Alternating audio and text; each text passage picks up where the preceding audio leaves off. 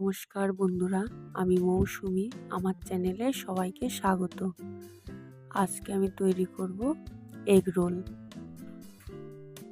এর জন্য আমি ময়দা মেখে এরকম রুটি তৈরি করে রেখেছিলাম, সেটাকে তাওয়াতে দিয়ে তেল ছাড়া সেঁকে নেব।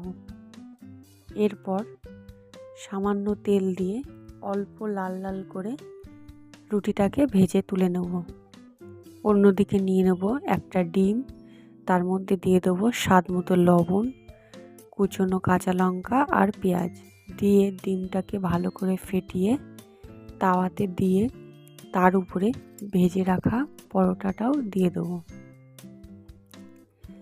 দিয়ে ভালো করে লাল লাল করে এপিট ওপিট ভেজে তুলে নেব।